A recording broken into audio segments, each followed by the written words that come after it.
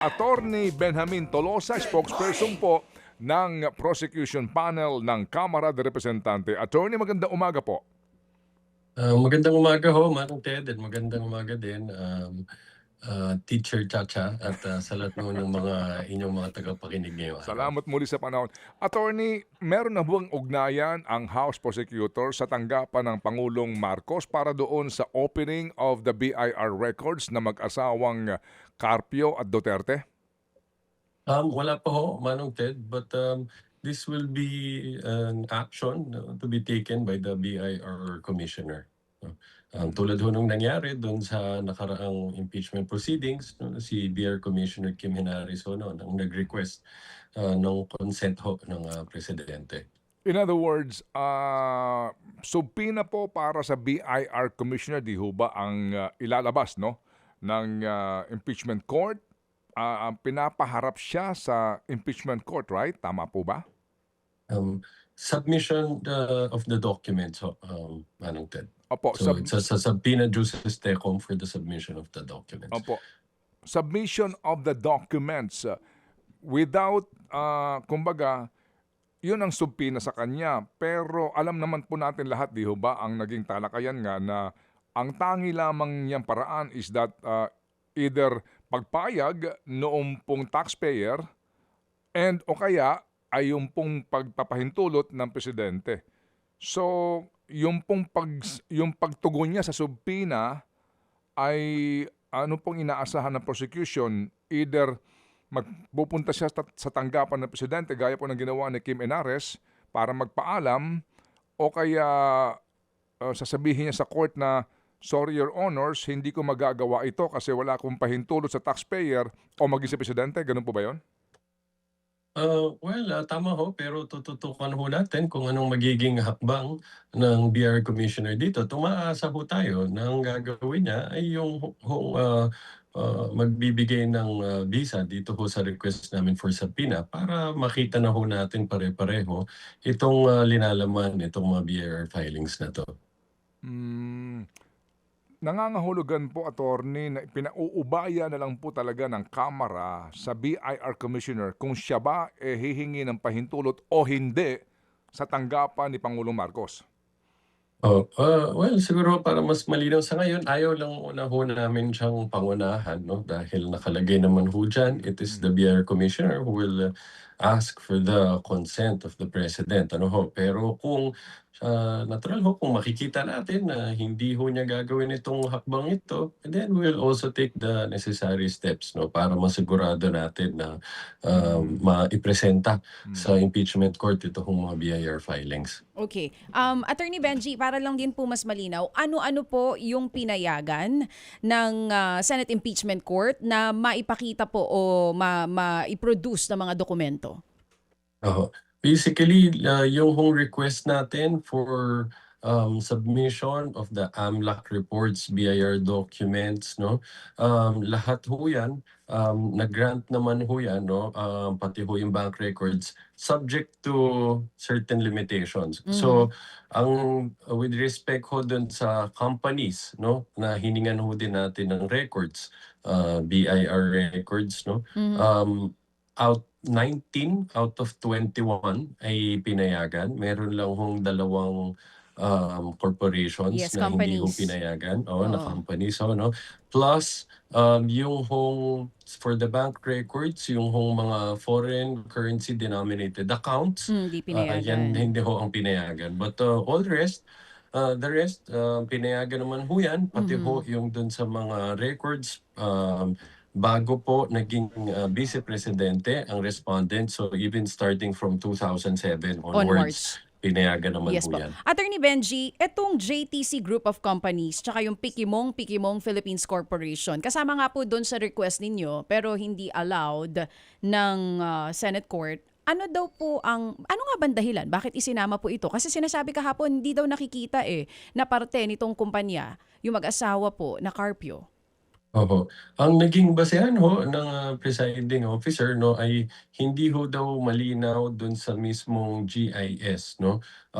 Ito ho yung dokumento, na sinusumite sa Securities and Exchange Commission kung saan naka-identify yung mga shareholders ho ng corporation at hindi ho daw nakalagay na shareholder, either ang vice presidente o ang kanyang asawa sa mga dalawang korporasyon na 'to. But, hiningi ho sana natin 'no, na masabi na din ang records ng mga 'to dahil nakita ho namin, lagi hong lumalabas itong kumpanya na ito dun sa mga other companies na kung saan, shareholders or stockholders ho yung, either of the spouses. So, kaya gusto ho din ho sana namin makita yung bank records niyan. But gayunpaman, yung 19 out of 20 'no, para ho sa'min na napakalaking bagay na ho nito para makita ho yung entire financial picture ho nung, respondent sa kanyang asawa. Okay. Yung foreign currency deposits, bakit daw po hindi inalaw ito? Oo, ang ginamit ho diyan na basehan is, dun ho kasi sa batas 'no, may saklaw dito ho sa mga, klase ho ng mga bank accounts 'no, na which is ang linalaman ho, hindi peso, foreign currency. Absolute ho daw kasi yung confidentiality diyan 'no. Although ang naging posisyon namin diyan meron jurisprudence na sinasabi pinapayagan pa rin na tignan ang linalaman ng mga ganitong klaseng account kung if it's needed to prevent, grave injustice 'no. Pero Opo. gayunpaman, Mm. para sa amin, significant na, win pa rin ho ito 'no, na pinayagan pa rin itong, request namin for subpoena at least with Mm. respect to the peso accounts dahil Mm. ang karamihan naman ho 'no, nung mga transactions ay in peso. So, sa kabuuan hindi naman hihina yung, Mm. kakayahan namin na magpresenta ng ebidensya 'no, paukol dito sa unexplained wealth. Okay. Sir, meron ho bang posibilidad na baguhin niyo po yung inyo pong schedule ng pagtalakay sa articles o yun na po yun, Article 4 to Article 4 and then ang susunod po ay Article 1, tama? Article Aha. 3 and then Article 2. Talagang ho bang Um, ganun na? um, Puwede pa rin ho natin 'yan ma-adjust at mabago, Manong Ted 'no, but, sa ngayon ang naka-schedule na tayo after ho ni NBI Director Matibag pupunta na tayo sa confidential funds 'no, pero pagkatapos ho nun maaari ho, Mm. unahin na kung isumite na on time yung mga subpoena documents 'no, na paukol dun sa unexplained wealth, option ho 'yan na Mhm. puwede hong gawin ng prosecution. Kailangan lang ho namin gawin dito ay, inform lang ho, Opo. ahead of time ang, impeachment court and of course the defense. Okay, and sir, ito ho again, itong kay Ginoong Matibag mamayang hapon, gaano ba talaga kaimportante ito? Na ito ho ba'y corroborative lamang ng dalawang NBI agents? Talagang Ay, hindi ho ba pupuwedeng hindi na siya humarap? napakahalaga ho ng magiging testimonya ng NBI Director, Melvin Matibag mamaya ho 'no. Dahil, masasagot ho niya yung mga natitirang katanungan 'no na, nabinbin, during the testimony nung, si NBI Regional Director Tony Lotoco 'no.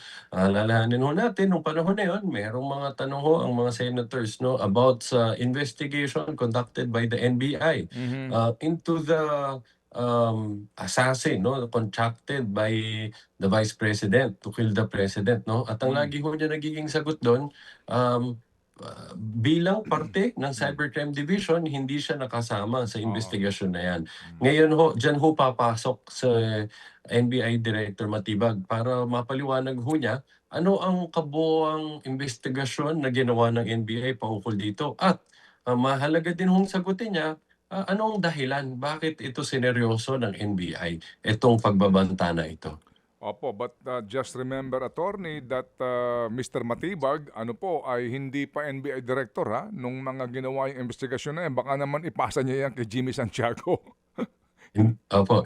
Hindi naman ho at isa ho yan sa mga bagay na mapapaliwanag ho ng mabuti mamaya ni NBI Director Matibag kung bakit ho siya ang tumatayong testigo dito kahit ho nung nangyari yun na hindi pa ho siya ang NBI Director. O sige po, so kami po ay muli ay manonood po at magmamasid po mamaya. And thank you po sa inyo pong laging pagbibigay po ng oras sa aming programa sa panig po naman ng prosecution. Thank you po, Attorney. Maraming salamat din ho, Manny Ted, at maraming salamat po sa pagkakataon ulit. Thank you. Yan po si Attorney Benjamin Tolosa, ang spokesperson po naman ng prosecution. Mga kapatid, patuloy po kayong tumutok sa 105.9 True FM para sa totoong balita, impormasyon, music and entertainment. Mag-subscribe sa aming YouTube channel at podcast at sundan nyo kami sa Facebook, Instagram, X at TikTok sa True Network PH. Bisitahin din po ang aming official website, truefm.ph. At panoorin din kami sa True TV Signal, Channel 19. Kami po ang 105.9 True FM. Laging true sa'yo, kapatid.